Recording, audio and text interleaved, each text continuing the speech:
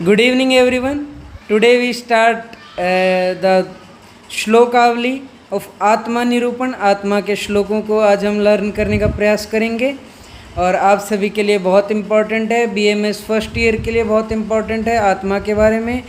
अतः सातत्य गमने धातु से सतीभ्याम मनीन मनीणऊ द्वारा आत्मा शब्द की निरुक्ति होती है। जो निरंतर गतिशील हो उसे आत्मा कहते हैं। ये आत्मा की निरुक्ति है।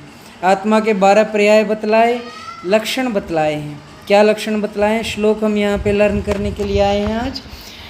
निर्विकार परस्त्व आत्मा सत्वभूत गुणेन्द्रिय चैतन्य कारणम नित्यो दृष्टा पश्यति ही क्रिया। यहाँ पर आत्मा निर्विकार है, पर है मतलब श्रेष्ठ है, मन भूत गुण और इंद्रियों के साथ ही चेतनता में कारण है। यह नित्य तथा दृष्टा देखने वाला सब संसार में अर्थात साक्षी होकर समस्त क्रियाओं को देखता है। अगला श्लोक है प्राण अपानौ निमेषाद्य जीवनम मनसो गति इंद्रियांतर संचार प्रेरणम धारणम च यत् देशांतर गति स्वप्ने पंचत्व ग्रहणम तथा दृष्टस्य दक्षिणेन अक्षण सव्य नाव गमस्तथा इच्छा द्वेष सुख दुख प्रयत्न चेतना धृति बुद्धि स्मृति अहंकारो लिंगानि परमात्मनः। चरक शारीर प्रथम अध्याय 70 और 72 नंबर श्लोक है। क्या कहता है? तस्य सुख दुख इच्छा द्वेषौ प्रयत्न प्राण अपान उन्मेष निमेषौ बुद्धि मन संकल्पो विचारणा स्मृति विज्ञान मध्यवसायो विषयो उपलब्धिश्च गुणः। सुश्रुत शारीर में सुख दुख इच्छा द्वेष प्रयत्न प्राण अपान उन्मेष निमेष, आँखें खोलना बंद करना, बुद्धि मन संकल्प विचारणा स्मृति विज्ञान अध्यवसाय और विषय उपलब्धि, ये पुरुष अर्थात आत्मा के लक्षण बतलाए। क्या कहता है? प्राण अपान निमेष उन्मेष जीवन मनोगति इंद्रियांतर विकारा सुख दुख इच्छा द्वेष प्रयत्नश्च आत्मनोलिंगानि। वैशेषिक सूत्र में आत्मा के ऐसे लक्षण बतलाए हैं। क्या कहता है? इच्छा द्वेष प्रयत्न सुख दुख ज्ञान अन्य आत्मनोलिंगानि। न्याय सूत्र ऐसा कहता है। क्या कहता है? ज्ञान अधिकरणम आत्मा स च द्विविध जीवात्मा परमात्मा चेति। तर्क संग्रह कहता है ज्ञान का अधिकरण आत्मा है, यह 2 प्रकार का है, जीवात्मा और परमात्मा। क्या कहता है? परमात्मा अव्यक्त आत्मा क्षेत्रज्ञ शाश्वतो विभु अव्यय। कहता है चरक ने इस परमात्मा को अव्यक्त इंद्रियों से जो नहीं देखा जा सकता, हमारी ज्ञान इंद्रिय कर्म इंद्रिय जिन्हें नहीं देख सकती, मूलतः ज्ञान जो प्राप्त करने वाली ज्ञान इंद्रिय इन्हें नहीं देख सकती, क्षेत्रज्ञ है। कहता है शाश्वत उत्पत्ति और विनाश से रहित है और विभु सर्वव्यापक, जिस प्रकार वायु इस पूरे संपूर्ण ब्रह्मांड की क्रियाओं के लिए आधार रखती है, उसी प्रकार परमात्मा भी। आत्मा के गुण यहाँ पर 14 बतलाए। पुरुष के बारे में बात करता है, भी आत्मा से ही है जुड़ा हुआ। कहता है पुरी शेते पुरौ शेते पुर्याम शेते इति पुरुष। जो इस भौतिक शरीर, जो इस पुर में, पुर शब्द शरीर के लिए यूज हुआ, उसे पुरुष कहा जाता है। पुरुष के 2 प्रकार, शुद्ध पुरुष और कर्म पुरुष। एक धात्वात्मक पुरुष चेतना धातु अपि एक स्मृत पुरुष संज्ञ का। शुद्ध पुरुष केवल चेतना धातु से उत्पन्न हुआ करते हैं। क्या कहता है? महाभूतानि खय वायु अग्नि आपय क्षितिज तथा। कहता आकाश वायु अग्नि और जल और पृथ्वी, ऐसे 5 भौतिक पुरुष बनता है।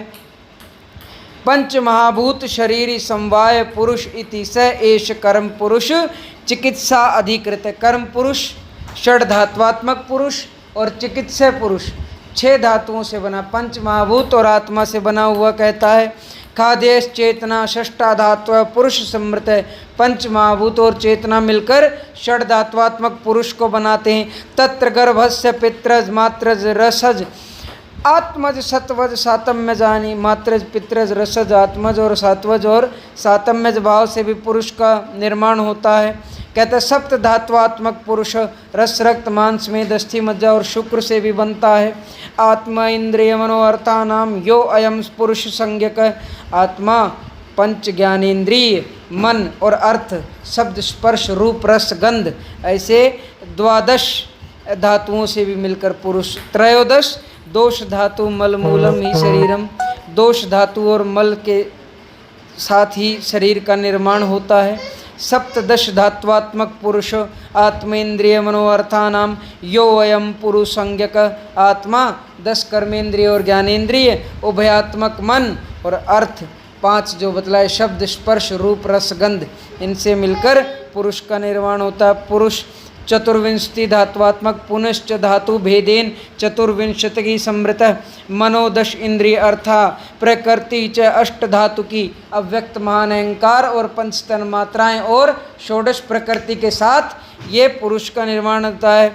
बुद्धि इंद्रिय मनोअर्था नाम विद्या उद्गत धर्म परम चतुर्विंशति ही एष राशि पुरुष संज्ञ का अव्यक्त महान अहंकार और पंचतन मात्राएं अष्ट प्रकृति को कहते हैं। बेटा आप लोगों को आगे जब आएगा तो जब सृष्टि उत्पत्ति होती है तो सर्वप्रथम ये अष्ट प्रकृति का ही निर्माण यहाँ पे आचार्य ने बतलाया। विकार में मन है, पंच ज्ञानेन्द्रिय, पंच कर्मेंद्रिय और पंच महाभूत को माना है।